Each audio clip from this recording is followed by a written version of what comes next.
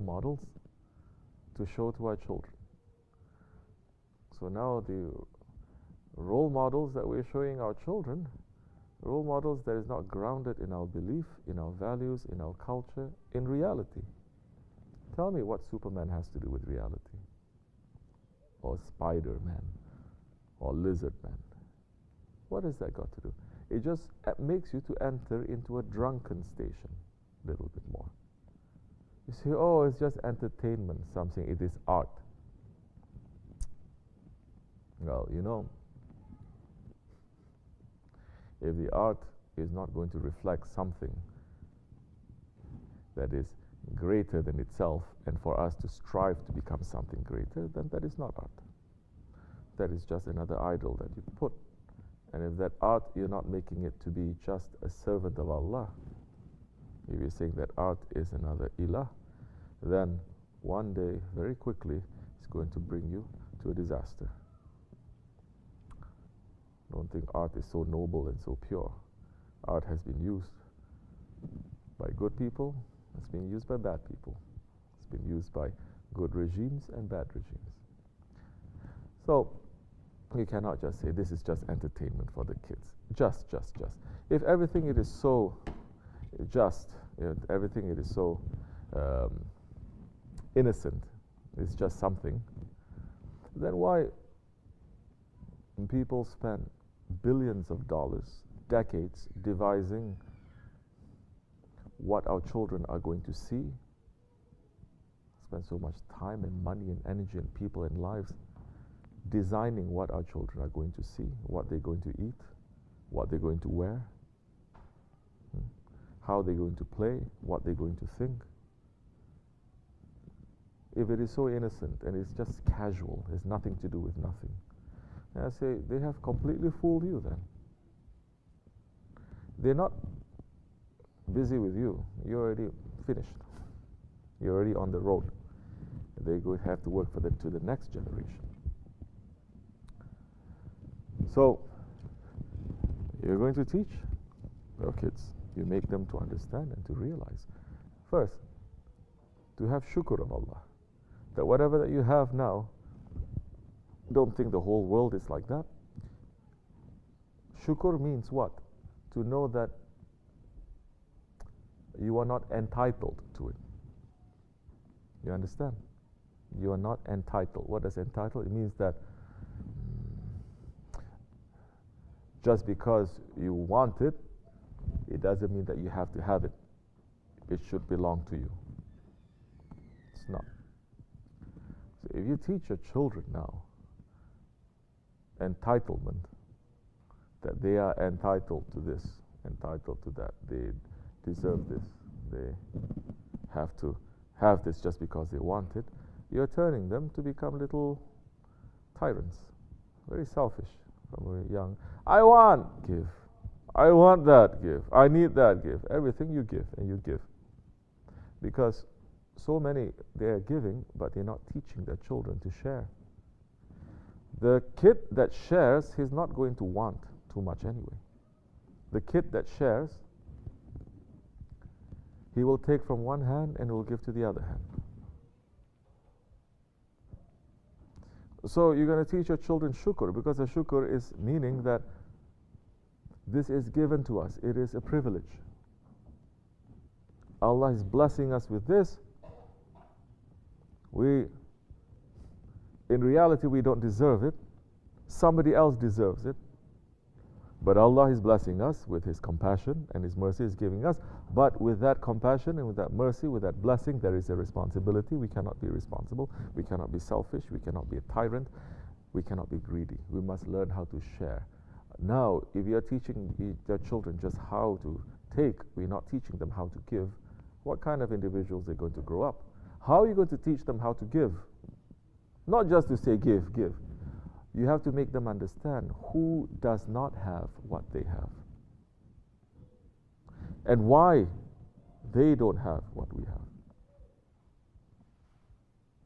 We are having this is not so much because we are doing something. There are millions and billions of people who are doing something, doing everything, but they don't get anything. There is a blessing here in this land, in this country, anything that is given to us. So your children now,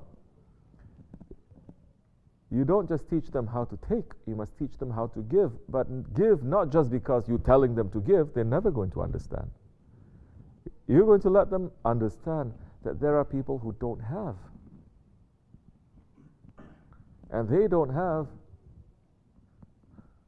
or they are suffering, or they are burning, or they are covered in blood because of certain actions that irresponsible people and tyrant people in this world that they are doing. You're going to teach them what they have and what they don't have. You're going to teach them about the state of this world now, at their level. You don't have to give them a class in politics. You don't have to give them a class in economics. You don't have to give them a class teaching them the workings of this world. That's why I said earlier, if you live in a situation where it is a farm, it is so easy. Because now they understand that this nature, this world, it is good and bad. Things that are good happens, things that are bad happens. Then they start thinking. The same, say, for example, a little chick that they love. Next day they see the chick dies. Or they love that little chick. Next day they see the fox that comes and he takes it. So now it's going to make them to think.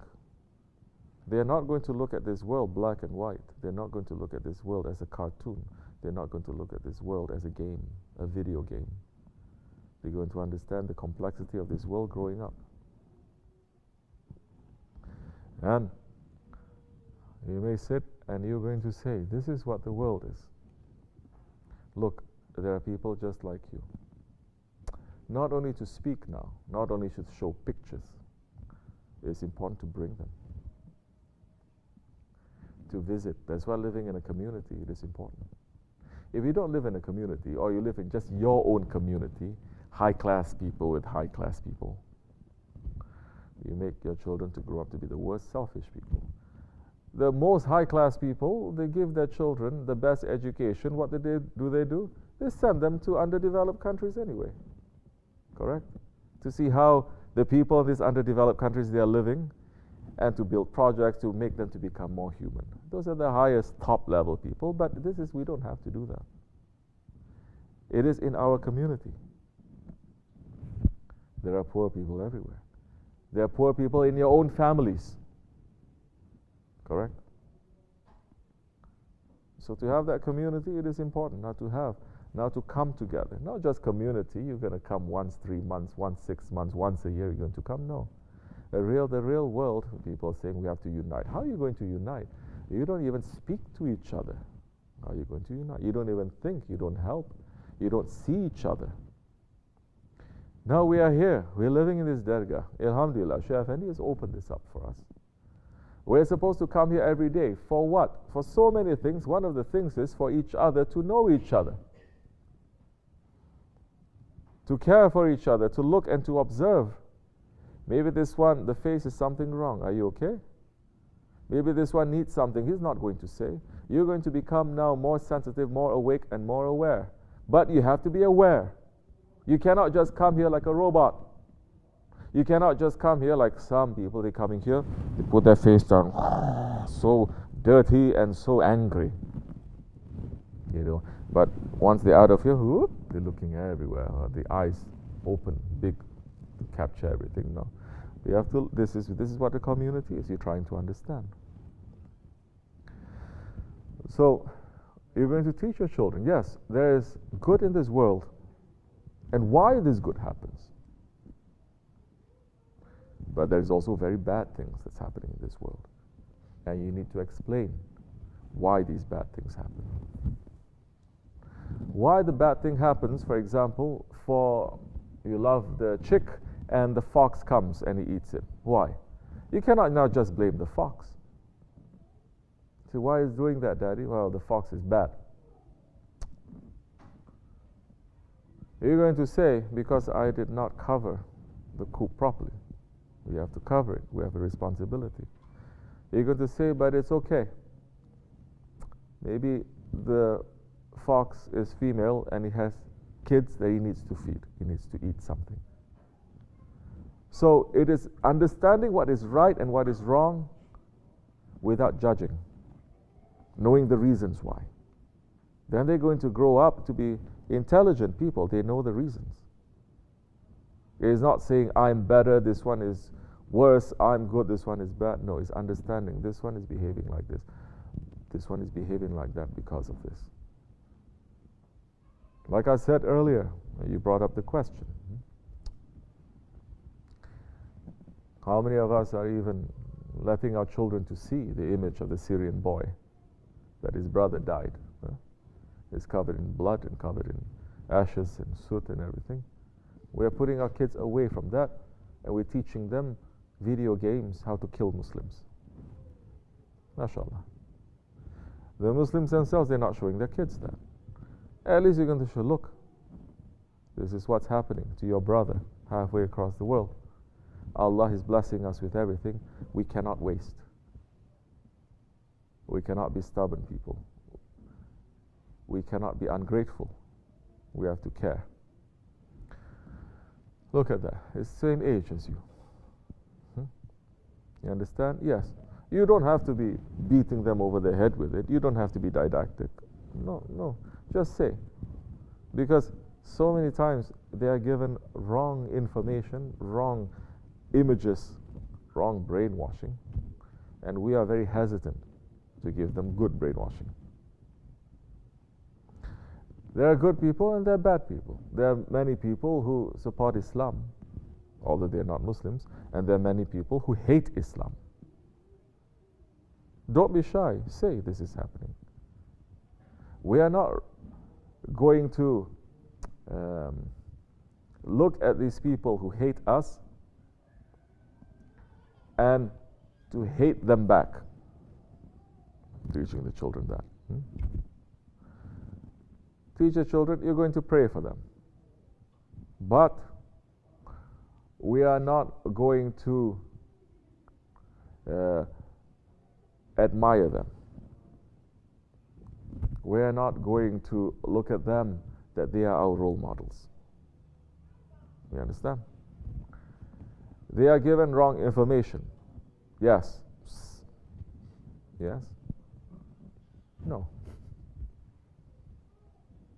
So many people say, oh, they don't know any better. They're given wrong information. Every wrong information I'm seeing, especially now, they're also given right information. But they don't want to believe. So now when the stubbornness comes, even if the truth is out there, it's not going to accept.